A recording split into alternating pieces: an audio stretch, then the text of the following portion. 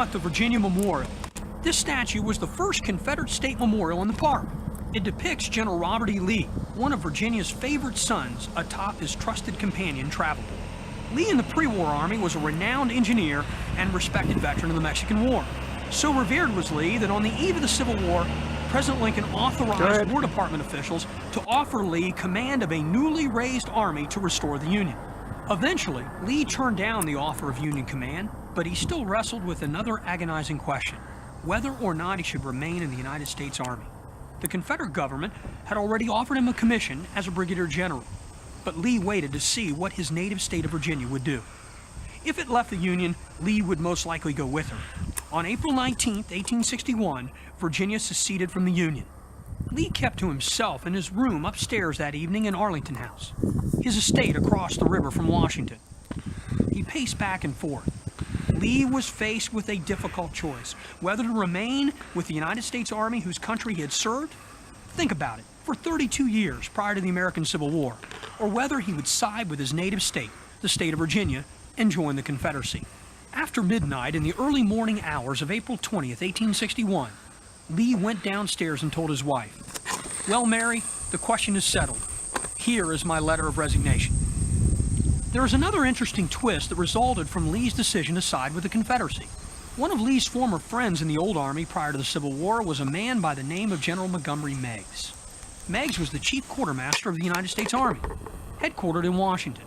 Despite the fact that Meigs was born in Georgia and had a brother serving in the Confederacy, he harbored deep resentment toward former Army officers who had joined the Southern cause. So deep was his hatred for Lee and his decision to fight against the United States that when the federal government seized Lee's former estate, Arlington House, because of $92 worth of delinquent taxes, Meigs devised a plan to ensure Lee could never again return to his home. One way of doing that was to convert the estate into a national cemetery. That's right, under the direction of General Montgomery Meigs, Arlington Estate became Arlington National Cemetery. To this day, you can see the graves of the Union soldiers buried in the Rose Garden under direct orders from General Meigs.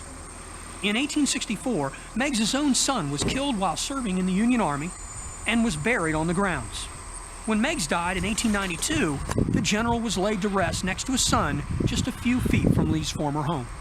This story serves to illustrate that sacrifice comes in many forms. Lee did not sacrifice his life in the American Civil War, but he did give up many of the things he treasured: his longtime friendships with many of the Army's most prominent officers, any chance for a military pension, his home, and his citizenship. Lee was eventually given his citizenship back over a century after his death. But his decision, while right for Lee's heart, cost him dearly. Never would his life be the same. Ultimately, his decision to join the Confederacy would lead him to this very location on Seminary Ridge on July 3, 1863. Probably one of the saddest days of General Lee's entire life. It is from this area around the Virginia Memorial where Lee positioned himself to watch the last day of the battle. We will discuss the events of that third day in greater detail later in the tour, but it is important to mention that it is here, in this area, that some of Virginia's finest men assembled under the command of General George E. Pickett. Leading his men forward, Pickett and his troops marched east out across the open fields in front of the statue and attacked the center of the Union line. The fields today appear much as they did during the time of the battle.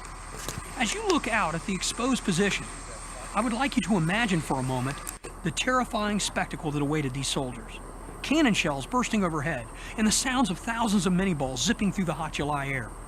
If you can imagine the prospect of an almost certain death or wounding, then you can start to appreciate the kind of courage that it must have taken to stand elbow to elbow here on the battlefield on July 3rd, 1863.